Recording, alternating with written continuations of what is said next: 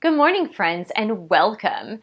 My name is Michelle Fondin, and I'm the author of The Wheel of Healing with Ayurveda, an easy guide to an Ayurvedic lifestyle, and welcome to Ayurveda Answers. Today, we're going to talk about the doshas, which are the Ayurvedic Mind Body Types.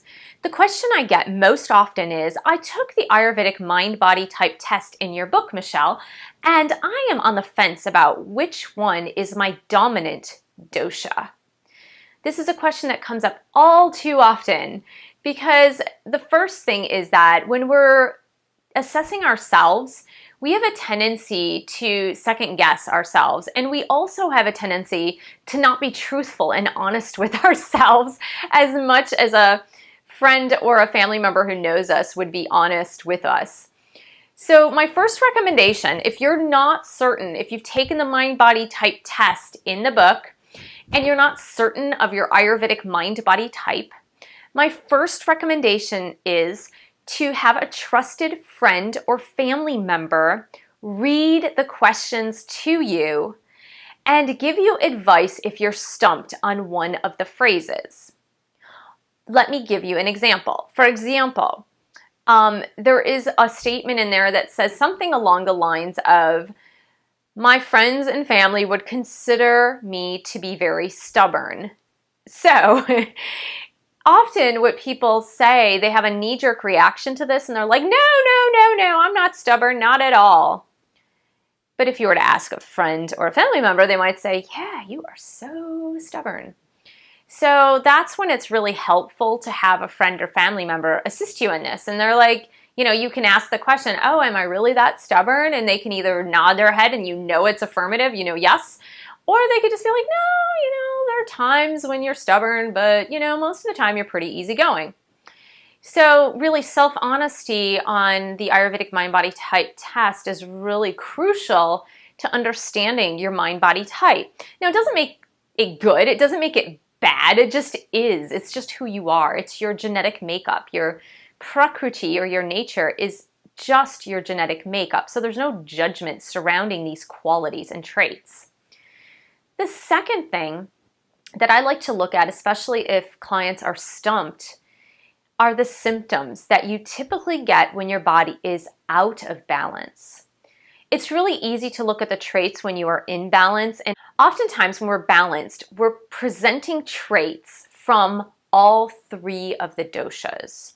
So when our doshas are perfectly in balance according to our specific Prakriti, then we are exhibiting the positive traits of all three of the doshas. And that's pretty normal because we are in harmony, we're in balance, there's no problem, we're living our life according to divine will, we're living our life according to the balances of nature and the biorhythms of nature.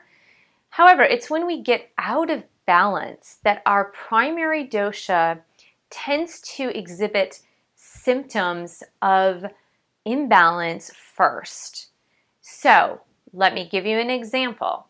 If you are a Vata type, when your Vata is out of balance, typically you're going to experience symptoms like anxiety, the mind racing, erratic behavior such as not eating or sleeping at any specific time of the day or forgetting to eat or sleep, forgetfulness, having nightmares or night trauma or insomnia, or waking in the middle of the night between the hours of 2 a.m. and 6 a.m. and not being able to easily fall back to sleep. You're going to lose weight. You're going to be fidgety and nervous. You're going to not really follow through with any projects. Your skin is going to be very dry, your eyes are dry, you're going to experience stomach discomfort and constipation. Now, if you noticed that when you're out of balance, you have 2 or more of those symptoms on a regular basis from the time you were very small, then chances are your dominant dosha is the Vata dosha. Now, that is crucial to remember that when you're determining your Ayurvedic mind body type, you do go back in time. Because if we are out of balance currently in our current state or our current age, you might notice that you're going to have symptoms that are exhibited from perhaps all three doshas, just depending on how out of balance you are. So if you're taking a snapshot of how you are today and you're looking at your symptoms, it may not give you an accurate picture of what is your dominant dosha, your dominant mind-body type.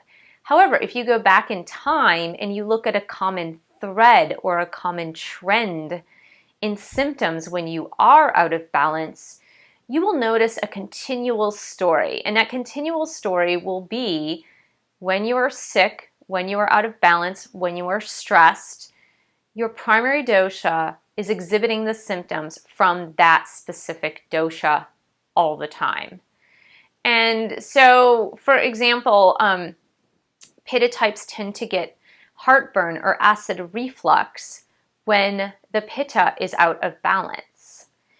Now, if your dominant dosha type is Vata or Kapha, you will almost never get heartburn or acid reflux. And if you have noticed that throughout time, even when you were a kid and you overate and you noticed you had heartburn or a burning sensation of that acid in the stomach, chances are your dominant dosha is Pitta. Now that's just one symptom, but there are often other symptoms accompanying this. For example, you might have diarrhea or irritable bowel syndrome as a result of that excess acid. You might find that you sweat easily when you eat hot foods, or your body tends to reject hot, spicy foods altogether. So if you're looking at it as a general trend throughout your life, you're more apt to understand your mind-body type and your primary dosha, or your primary mind-body type. Why is this important? It's important because, first of all, it's really important that you know yourself, and that's the whole basis of Ayurveda, is that in order to heal yourself, you need to know yourself. You need to know your natural propensities. You need to know your body's weaknesses. And everybody has weaknesses and everybody has strengths. And so there's no shame in understanding this. And then secondly, when you understand this, you can catch disease before it's full blown. And really that is the basis of preventive medicine. It's to understand, I know that when I'm out of balance, my body exhibits these type of symptoms. So as soon as I notice one or two of those symptoms, I'm going to rebalance through living my Ayurvedic lifestyle. And that's just the way that you know how to keep your body, your mind in check so you don't experience full-blown illness. So I hope this helped in determining your Prakriti or your Ayurvedic mind body type. There's certainly more explanations in the book, The Wheel of Healing with Ayurveda. And if you have any further questions, I do Ayurvedic consultations. I can do them via Skype on the phone or in person if you're in the DC area. But also please email me your questions, any concerns, questions you have about Ayurveda to michellefondenauthor@gmail.com, and I'll be sure to answer your questions through our video chat. Thank you so much and have a beautiful day. Namaste.